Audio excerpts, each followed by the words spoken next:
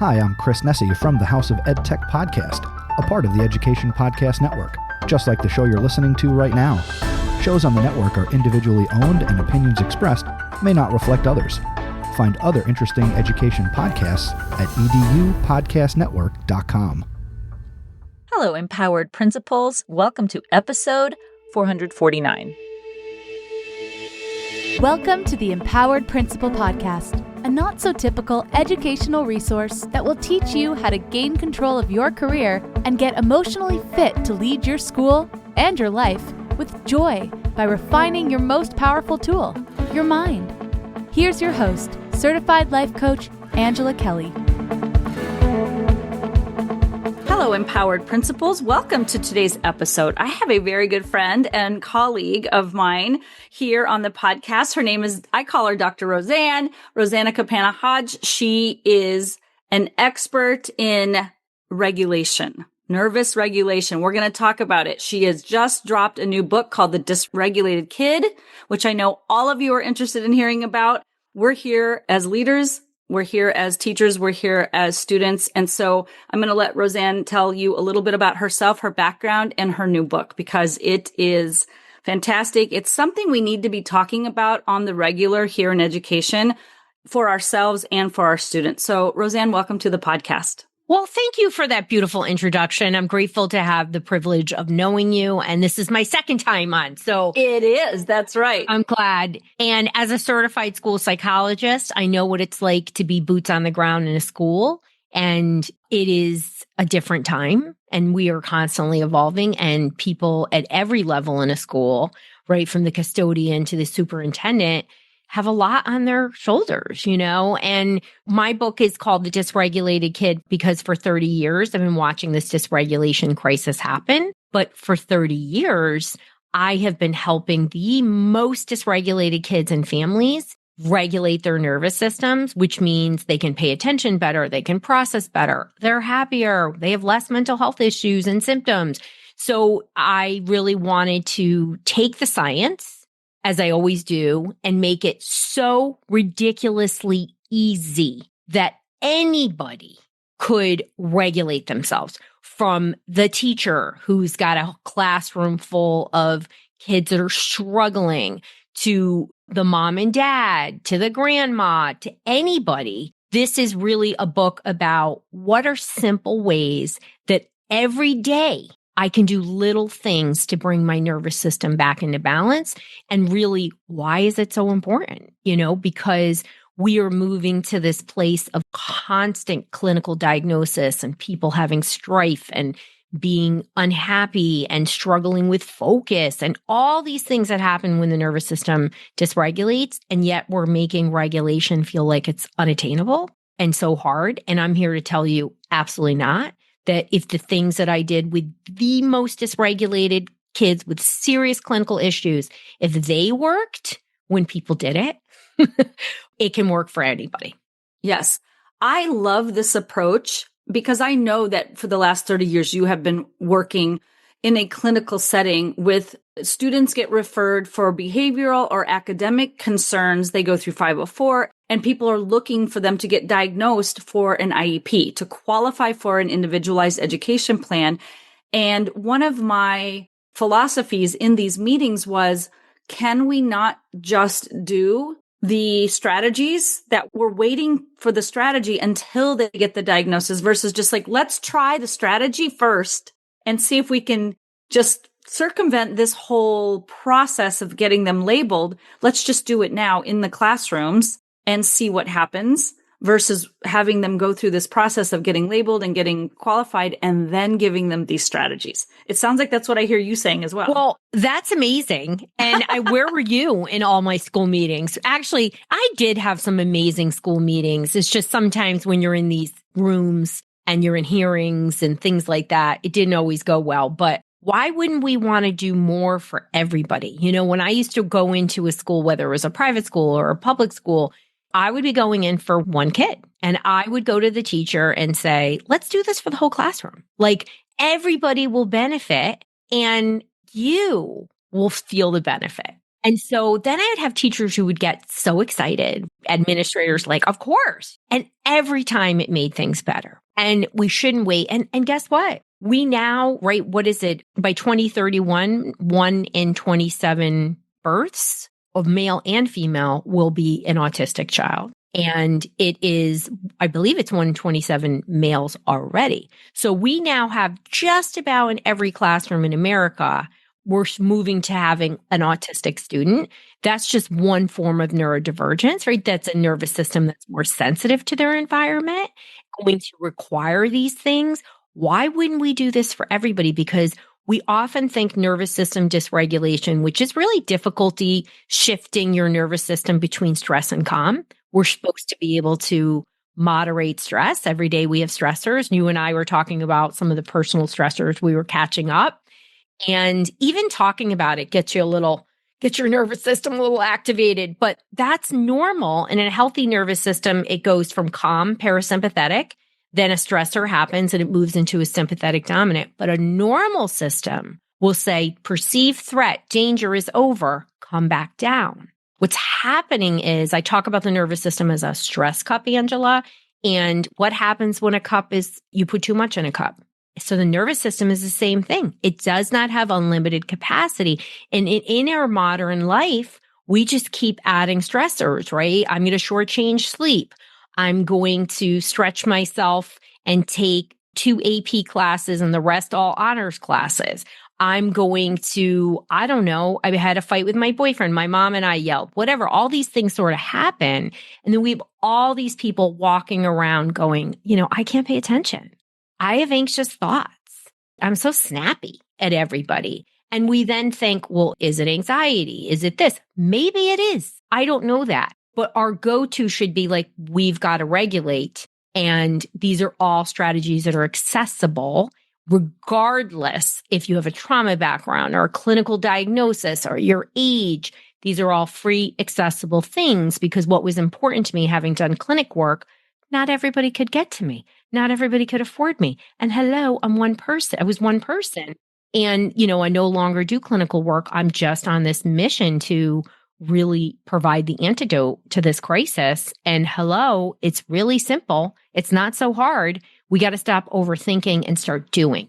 Mm-hmm, mm-hmm. Say more about that, because I think the listeners out here, they're really curious. They probably heard about nervous system regulation, dysregulation. That language is becoming more mainstream, as well as like vagus nerve. Like I've heard a lot of conversation and social media presence with the vagus nerve. So tell us a little bit more about that. Sure. I mentioned our stress response system, which is our ANS, which is our autonomic nervous system. And its job is to mitigate and handle stress as you do things. So my son called me earlier, and I don't like to talk to him when he's in the car, but all of a sudden I hear him go, holy cow. And I'm like, Hank, is everything all right? And he said somebody came into his lane.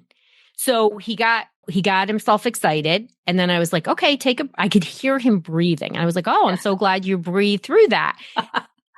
And then I just said, that happened to me twice yesterday, Max. That's why we can't be on the phone. He's like, I know. I said, I love you. Goodbye. And he brought himself down because he works. He has to work real hard, my Max. My Max is the dysregulated kid. He's my opening story. There's lots of other kids in there and success stories of people who did these things. But when we talk about that autonomic response, we talk and the vagus nerve. So our vagus nerve is what connects our gut to our brain. And so we have to start thinking about our body as a whole body system. And when we think about mental health, we really only think about the brain. We only think about neurotransmitters. And that's because our diagnostic and statistical manual, what we use to diagnose people, unfortunately, very much aligns with a pharmacological intervention. It doesn't align with, let's back it up. Let's start looking at behavior as signs of the nervous system being under or overstimulated. That's a huge reframe. So instead of saying, why is this kid doing this? You say, what is the nervous system showing that this kid needs, right? Or even this classroom. When I think about, I have this great story in my book, and I have a whole bonus chapter just for schools in this book. Because again, I've been there, but I remember going to this class and it was the first time I had been in a school where there was a kindergarten. So I was there on the first day, Ange. It's the best. And I taught kindergarten for 15 years. You know exactly. So it was an inner city school. So there were kids that had never set foot in a school. And there was, the school district had at the time 47 languages. So there was all kinds of things going on. And there was a teacher who was like grounding Mother Earth. And I walk in the classroom, there's like an aide guarding the door. There's a kid that's like trying to get out. It was like full on chaos, but not really, because the teacher was like, I'm going to be the calm. And she just became the calm. And I remember being like, this is a masterclass in how much your regulation impacts everybody else. So when we're talking about the nervous system and all of these things, vagus nerve, vagus stimulator, gut-brain connection, these are all really important things. And our brain does connect to our gut. And stress impacts every single system in the body, your immune system, your hormone system, your gut, your neurotransmitters. So we're often trying to go to these other things to do an intervention. And I'm not saying they're not important. What I'm saying is if we don't regulate first, nothing sticks. And so it's part of this crisis that we're seeing in that interventions are not working.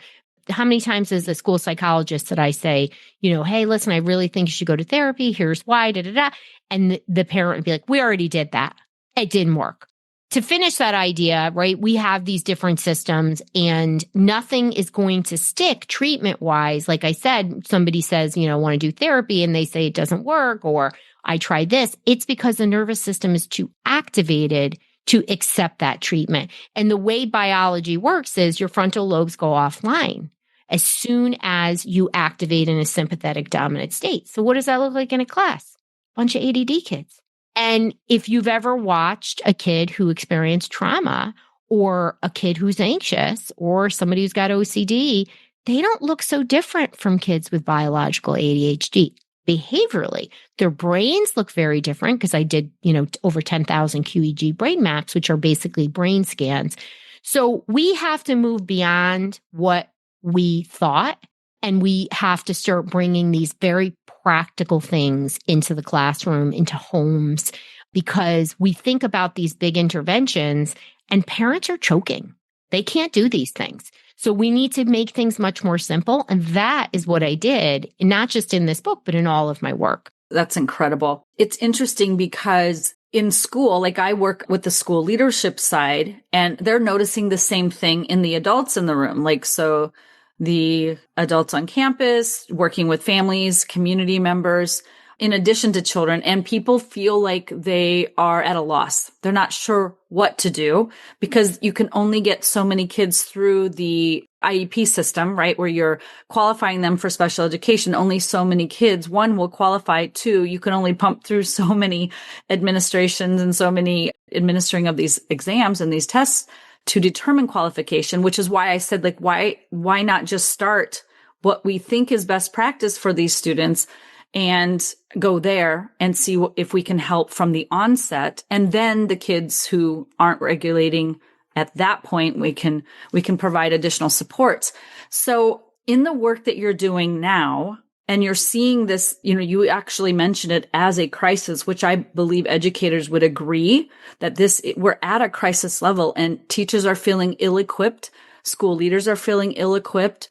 What are some, you said making it easy. They're probably clapping right now as they're listening to this. What are some things that you can recommend that they start doing that is very tangible, very hands-on, and something that's very simple to start incorporating into the campus, the classroom, students and staff? Well, I think when it comes to schools, being that I definitely have worked in multiple schools, I feel that what happens is we have trends in school system, right? Whether it's reading or math or social emotional learning. But what does really help and makes things a lot easier, because schools, right, have a lot of pressure on them. They're asked to do everything that isn't being done at home. And let's be honest, again, parents are struggling. We know this, right? And so educators are in a unique position because they have a lot more training around how they can shape kids' behavior by what they do and say. And so we're trying to transfer that knowledge to parents who may or may not be receptive to it. I feel like a lot of parents really are receptive to it. But one of the things that really works is shared language, right? So when schools start using things, the best way to amplify this is sharing the language. What systems could come into place? So I created shared language. So one of the things that I talk about is something called CALMS, CALMS. It's just a simple acronym.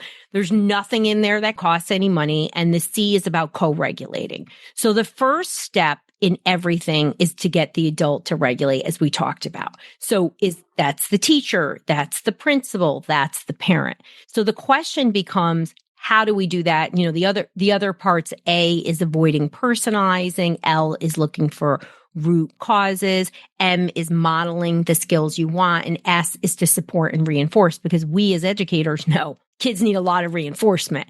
I don't think any parents do that, right? They don't understand that. Who knew you had to reinforce so much? You think you just say it one time, and then we remember our own things. We think we only were told one time. It's not true. Right. Because our parents are like, don't make me have to tell you twice. Yeah, I know. How about don't make me tell you it again? So when we back up, the most important part is getting everybody to regulate. And so how can we do that?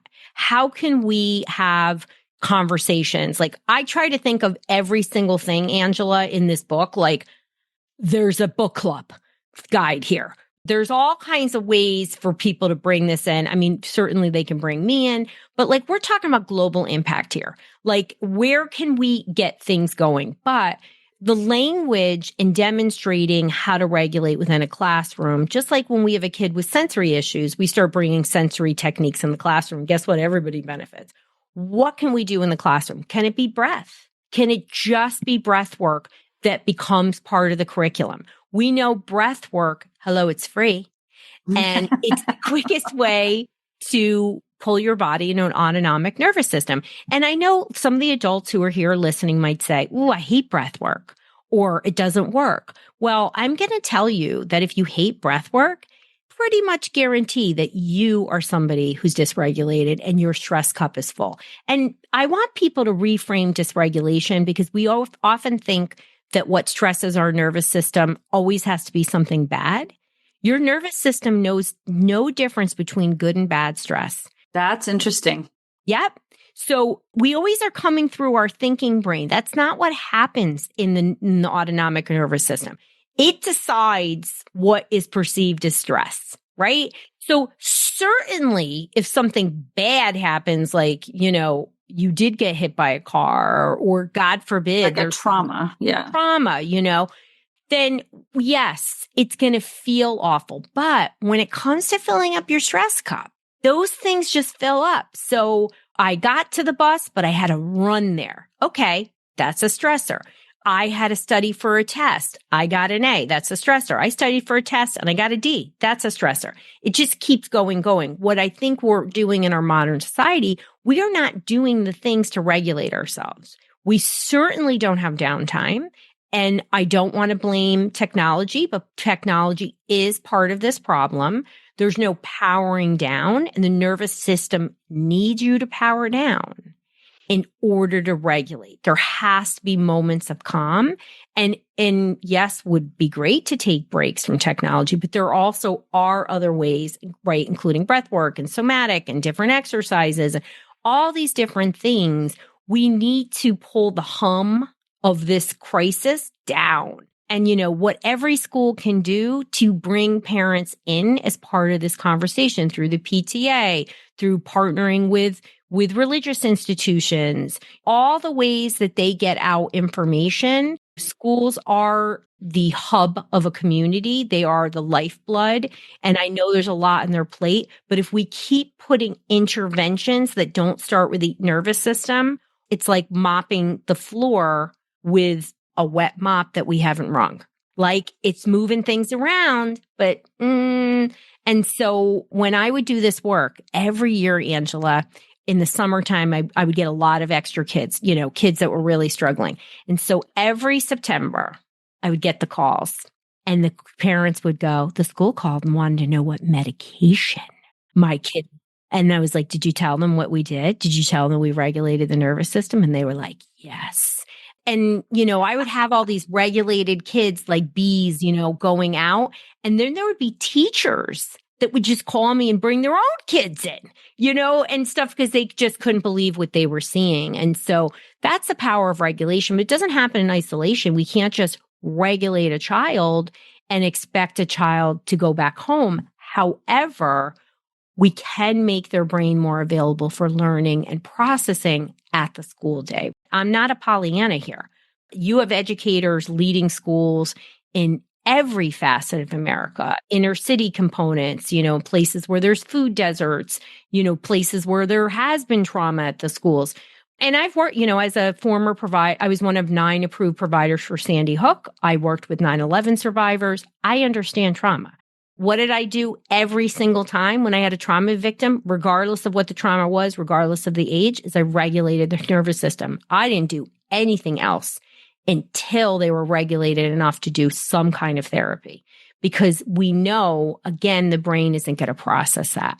So that's part of why we're in such a stuck place, because this is that missing ingredient in the sauce that makes the beautiful sauce. Like you go to somebody's house and you're like, what's that sauce? What's that? And you try to give somebody the recipe and they're just not doing it right. This is the part that makes everything else work better.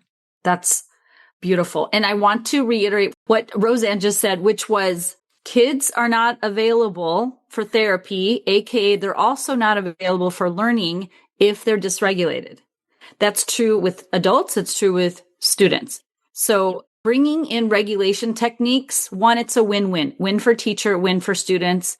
And that helps learning. So that's one thing I think we want to really drive home here. Children don't have to be labeled, or they don't have to be even medically labeled or labeled academically as having some kind of a learning disability or a behavior disability, some kind of a disability, in order to then provide these techniques. They are free and available to everyone. And when you learn them, all students can access them to the level at which they need them.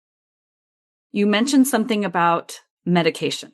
Now, many IEPs have I sat in, and many times teachers would come in and say, we've tried everything. We need to bring up the topic of medication. These kids need to be medicated, right? Not every teacher, but some teachers. What would your response be to somebody who wants to push the medication before they've tried the regulation techniques that you're suggesting in your book? Yeah. Well, first of all, under federal law, we're not allowed to suggest medication. We can only suggest, yes. So we can only suggest that they visit their physician or go to a psychiatrist. And even that is controversial, because then a parent can come back to you and ask for the district to pay for that. FYI. That's the law. Yes. Right? Definitely. As a school leader, I know this. Many teachers don't know this. And maybe new school leaders, if you're listening, make sure you're seeking legal counsel before recommending any kind of outside services for a student. Yep. And from what I understand, it's okay to say, do you have a pediatrician, and say, here are the concerns, or give them this rating scale. You could, and go and talk to them about it. But pediatricians, oh my God, their plate is full. I mean, they're dealing with everything, and they don't even have a basic course in nutrition, pediatricians. Like, I think that's shocking to most people. They're just starting to teach what food does to the body to doctors in modern training. So what will a pediatrician do is their training is medication. They don't necessarily know. What I found about physicians, and some of my best friends are physicians. I mean, I hang out with a lot of physicians. What I found in my personal experience, and I could say this for a lot of things, right? Teachers are seeing everything. So their knowledge is incredible, right? At school leaders, they're so incredible. But pediatricians, they want to please the parent. They're not learning about all of these things unless they're seeing a patient come back and getting better, or they have their own personal experience. At any given time, about 1/3 of all my patients were medical people. from pharmacists, a lot of pharmacists, different medical doctors. I have a pediatrician right now as I'm ending my clinical care, just ending out my last few clients. That always spoke to me. And they would always come to me and be like, why do I not know this stuff? And I'm like, you know it now. And, here's training. So your training and experience determine what you're going to recommend. And so when I started, I right out of the gate had complex cases. I never saw anybody who had just simple issues and whatnot, occasionally here and there.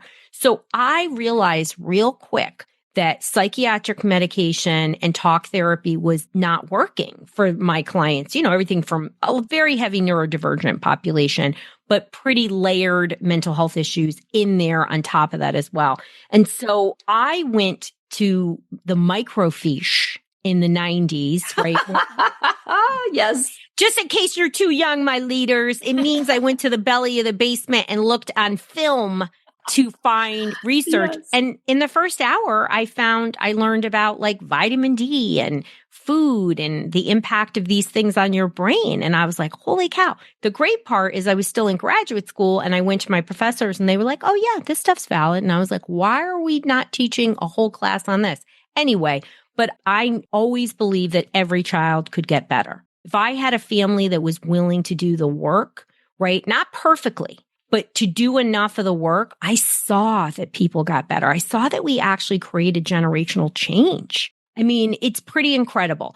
But we have to, when a teacher is recommending things, why can't we give knowledge to parents and say, because the great part about nervous system information is there's nothing judgmental. It doesn't factor in your color. It doesn't factor in what your life experiences are. It just says, wait, here are some behaviors that reflect understimulation. Here are behaviors that reflect overstimulation. And guess what? Here are 3 or 4 or 5 really simple ways to regulate. And what I do in all of my work is I'm really trying to get people to commit to it. So I made it like truly stupid simple, Angela, to do this. Like, it does not matter what you're bringing to the table. If you're willing to take micro moments, a few minutes, multiple times throughout the day, you will experience regulation. And then to keep it going, right, I have an action plan, all these other things. Because what I saw is that I always quote my dad, Tony. My dad, Tony, always says it's easy with the mouth, right? So it means we can say things, but do we actually do things? And so in this world of information overload, I mean, just absolute information overload. I love me AI, but AI is not going to cut it. You got to do. So I wanted to make it where there was no excuse. And the way I look at nervous system regulation is we need to treat this now as just like brushing our teeth. We brush our teeth to prevent cavities, abscesses, serious infections. We have to do the same thing about nervous system regulation. And, the great part about nervous system regulation, again, easy, free things that you could be doing multiple times a day. But the more you do it, the more your nervous system will just start doing it on its own. So the more you regulate, the more your nervous system will want to regulate and do it automatically. And the reverse is the more you dysregulate, the more your nervous system will automatically go to a dysregulated state. Now, it doesn't matter how dysregulated you are. You can pull that back. You just have to actually believe it and you have to do some work around it. You can't just, as I always say, magic wand it. Yes. In the classroom, there are systems we put into place. We teach kids where to put their backpacks when they come in. For the littles, it was like we teach them their name so they know which cubby is theirs. And we teach them how to get a pencil and what to do if they break a pencil and how to get a new pencil. And we have all these little systems in place that make the day flow, the operation flow. We have those kinds of systems. And when we are doing that, it is to make the day easier for you, for me, for us, right? And this regulation can also be done as like just daily operations in your classroom. This is how it should look and feel on a regular basis. Here's what to do when you're dysregulated. Here's what to do if you're, you and your friend have a conflict. You're teaching the regulation skills just like you would teach any other system in your classroom. Absolutely. And when you're doing it, right? So there's 2 parts to, regulation and coping and managing, things. When you're regulating in moments of calm, it deepens the calm. It's easier. It takes that stress out and you're creating capacity. And you need capacity for the second part of this.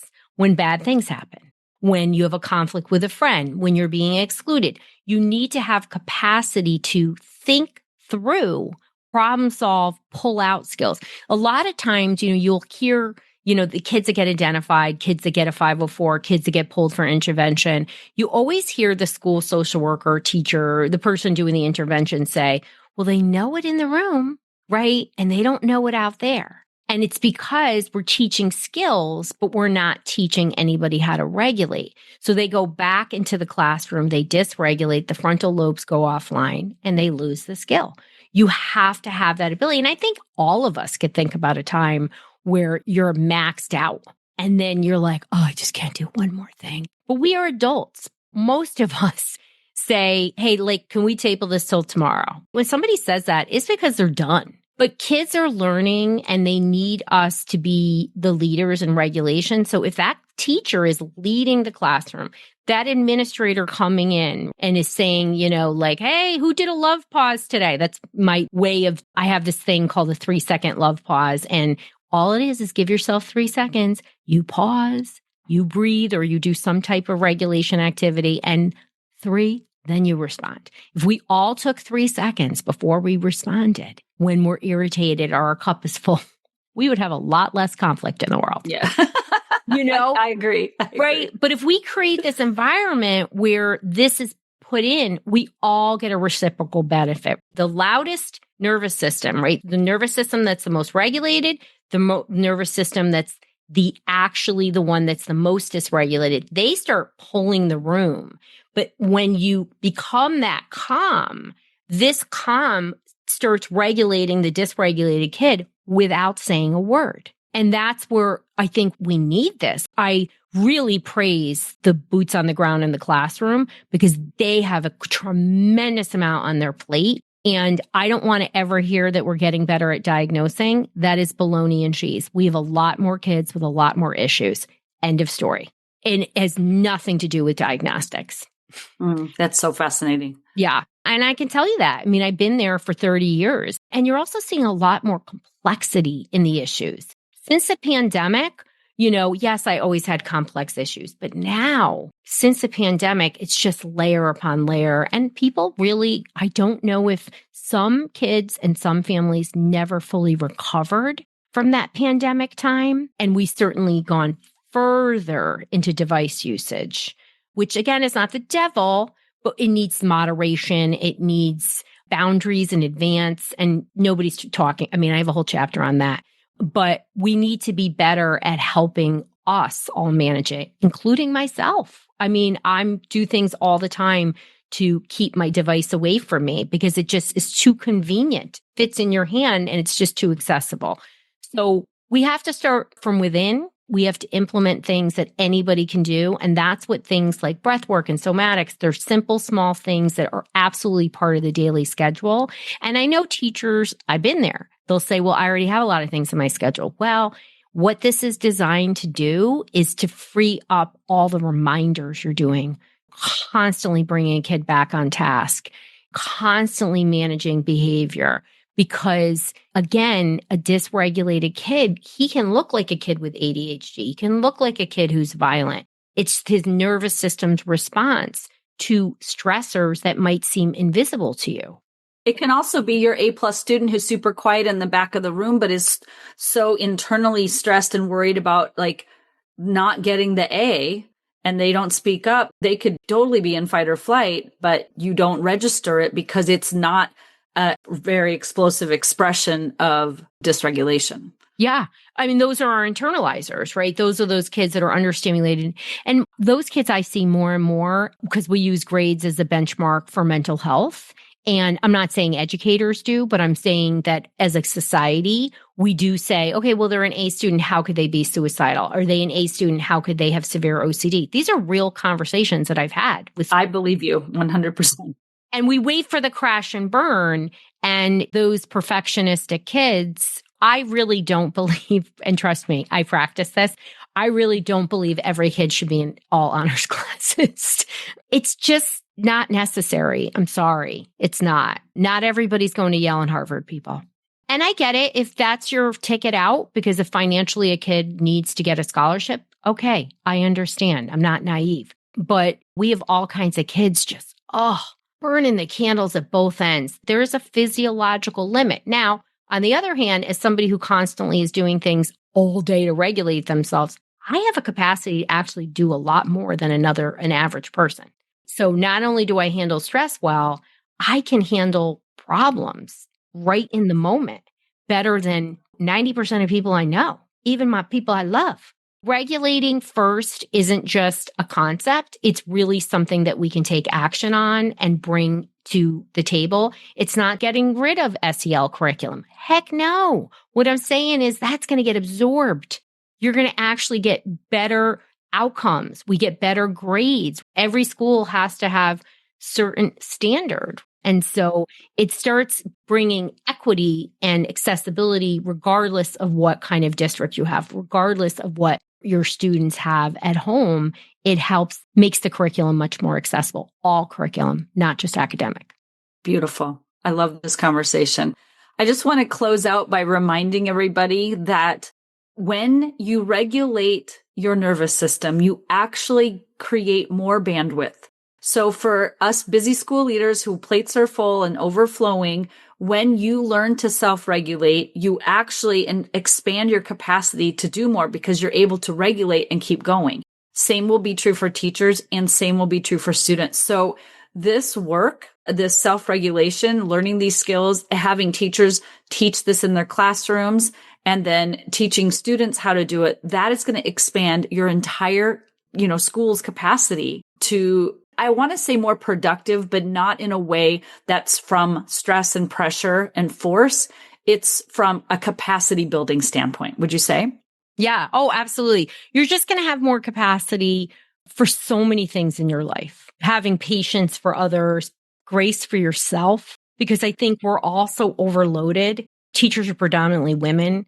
Women have a lot on their shoulders. I'm not saying dads don't either. My husband's amazing, but we are now just so maxed out. And I think we think that what I want to say is little micro moments are like putting money in your 401k, and it starts building and building and building. And we have to do this. You can't just wait for the running on the weekend or a massage every 2 weeks. That's not cutting it. You need to start bringing this into your daily life multiple times a day. And it's easy, easy, easy, easy. This is not going to be something that's riding on your shoulders. You're going to start doing it automatically because it just creates capacity on a personal and professional level. Educators will be better human beings. Wonderful. What a great way to kick off this new school year. Roseann, thank you for your time.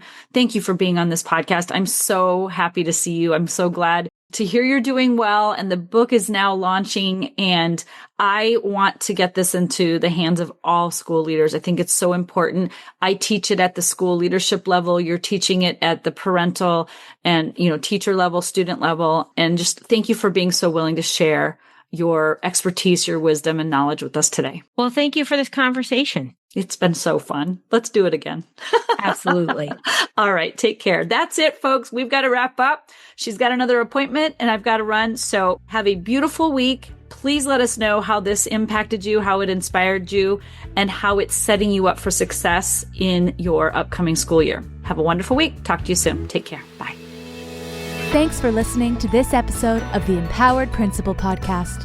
If you enjoyed this episode and want to learn more, please visit angelakellycoaching.com, where you can sign up for weekly updates and learn more about the tools that will help you become an emotionally fit school leader.